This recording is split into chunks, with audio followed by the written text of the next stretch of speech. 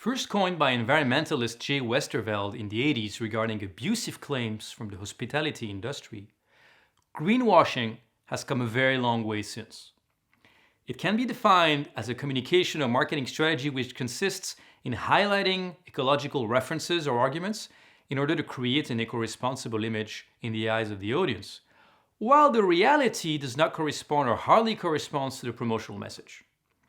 The sustainability process initiated by the organization is in fact either almost non-existent, very partial, or does not correspond to the claims.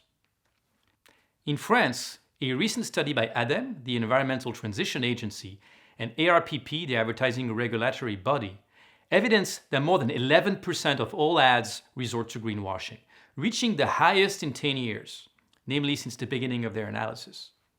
In the UK, the ASA, the Advertising Standard Authority, has faced similar growth. On a European level, a 2021 review of websites by the EU Commission to audit observance of the law revealed a staggering number of 42% of green claims that are exaggerated, vague, or deceptive. You understand that greenwashing is all around us. It is noteworthy that sometimes greenwashing is not ill-intentioned. It's the result of uneducated marketing. Conversely, when greenwashing is subtle and carefully crafted, it can even seem like a smart bet, one that could yield more positive results than distrust. We have also seen that sometimes marketers feel pressure to communicate on alleged sustainability benefits. In any case, marketers should know better. It is their responsibility to adhere to the reality of their company's actions while designing an attractive offering and message. And this should be part of a long-term brand platform strategy. Greenwashing, even subtle, even in a greenwashed sector, is definitely not a good long-term bet. So what are the types of greenwashing? There's a growing body of research on the topic that pertains to advertising, but also more generally, sustainability marketing. Let's discover the main types with some key examples to sharpen your eye. First, let's start with the outright lie, when there is nothing ecological in the product or service advertised as such. The promoted sustainability approach does not exist. This is unfortunately a rare practice. 2. The disproportionate promise.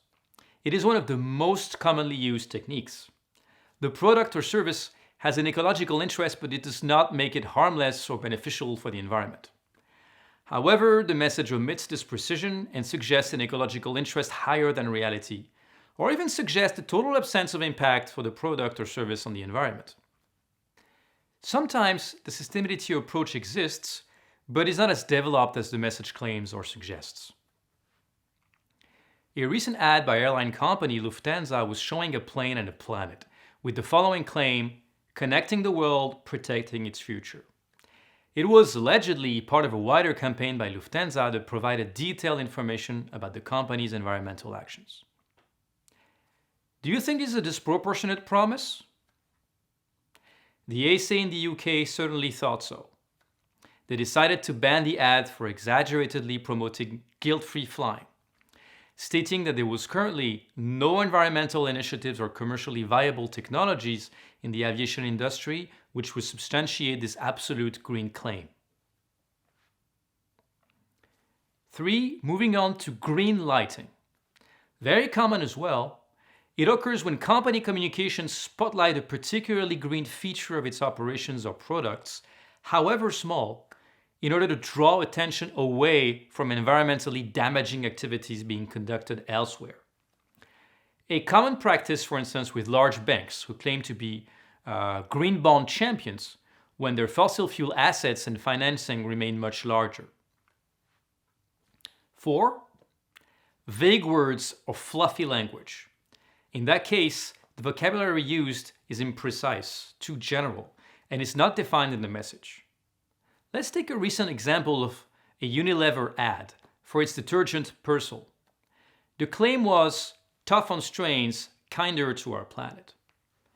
The ad mentioned the detergent worked well in a cold quick wash and the bottle was made from 50% recycled plastic, excluding the cap and label. Granted, the arguments were interesting. However, the ASA in the UK forbid the ad and told Unilever that kinder was not a clear claim as the ad offered no basis of comparison. Also, the ad did not explain the impact of the entire life cycle of the detergent. Vague claims like climate-friendly or planet-friendly are increasingly cracked down upon by regulation. 5. Insufficient information or non-existent evidence. The sustainability product or approach probably has an interest for the environment, but it's difficult to understand why, how, and where is the evidence to learn more. It is not possible to obtain them from the company or on its website, or they are not believable.